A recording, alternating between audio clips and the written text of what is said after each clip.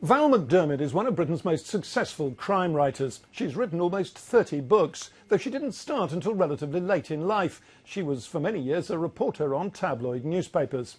Her latest book, Cross and Burn, is the 8th to feature two of her regular characters, the psychological profiler Tony Hill and his friend, the detective Carol Jordan. Familiar to viewers of ITV's adaptations of her books, Wire in the Blood.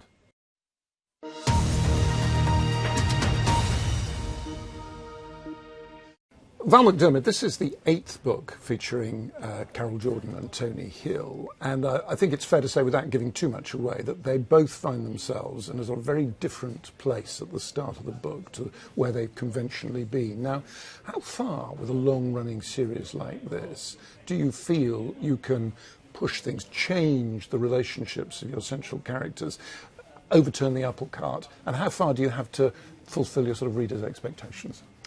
Well, to be honest, I never think about my readers' expectations when I'm actually writing the book. I'm concerned about my expectations as a writer. This was never meant to be a series. The Mermaid Singing, the first book in the series, was planned as a standalone. But I found myself, as I went forward with the book, seeing the potential in the characters, in their relationship, but also in the kind of cases they could investigate, the kind of things that their cases could tell us about the society that we live in. And I have no overarching plan for them. I don't have a 10-book plan for the series or anything. So it really does go from book to book. So when I finished The Retribution, which left them in quite a difficult place, I had to go away and write a standalone novel while I kind of regrouped and figured out what was going to happen to them and how they move forward. And when I reach a point where I have nothing fresh to say about them, I will stop writing the series. Because that's presumably one of the dangers. If you've got a long-running series, genre fiction, you could end up effectively rewriting the same book. Yeah, I think so, and we all know series where that's happened. The writers run out of steam, but the publishers and the readers want more, so they keep churning out books that really have not very much to say. And for me, part of the way that I try to keep fresh, that I try to avoid that trap, is by writing standalone novels in between the series novels, so that whenever I come back to Tony and Carol, I've been away from them for a year. I mean, they've been running about in the back of my head, obviously, but they've not been in the front of my head, and it's almost like greeting old friends, people you've known for a long time that you haven't seen for a bit.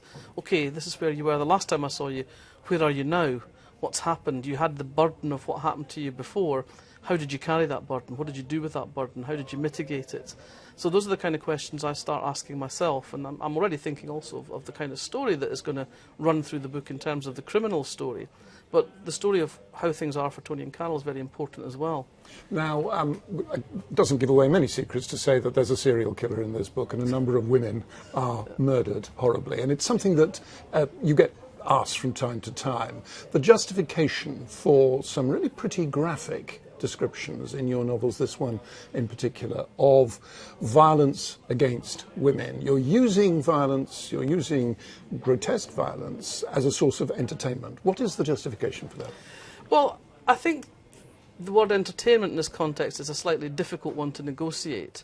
But I would say that what I'm writing are novels that have, as a large element of them, social commentary about the way we live now. It would be incredibly naive to say that these kind of crimes of violence don't exist against women. They do exist. They exist as domestic violence, they exist as date rape, they exist as stranger violence. Women overwhelmingly are the victims of this kind of extreme sexual violence. To not write about it seems to me to be perverse. I think, however, that when you write about it, well, dealing very directly with what violence is and what it does and how it contaminates everyone who touches us, there is a line not to cross. And the line that you can cross as sometimes to cross into gratuitousness. Now, I spend a lot of time when I'm writing a book thinking, have I said enough to create a picture here? Have I moved into the realms where I'm exploiting this? Is this a cheap thrill, or does it need to be said? And I think those are the kind of questions that a writer has to ask himself all the time.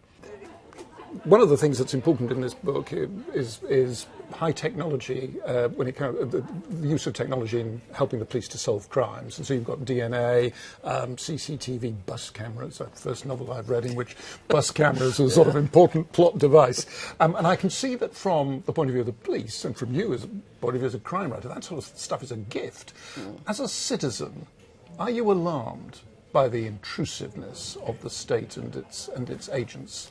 Yes, I'm very alarmed by it. I find the surveillance state very disturbing. It's kind of fine, if you like, when you're on the right side of it and you have a relatively benevolent government.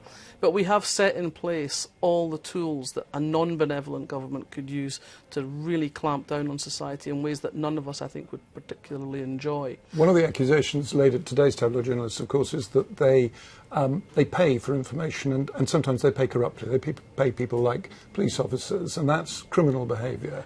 Now, is that something that you recognise from your days as a tabloid journalist? Not paying police officers. We would pay for a tip. People would bring us a tip, and sometimes you knew that it was coming indirectly from a police officer. You'd be paying their wife, but it was 50 quid, you know, it wasn't thousands of pounds.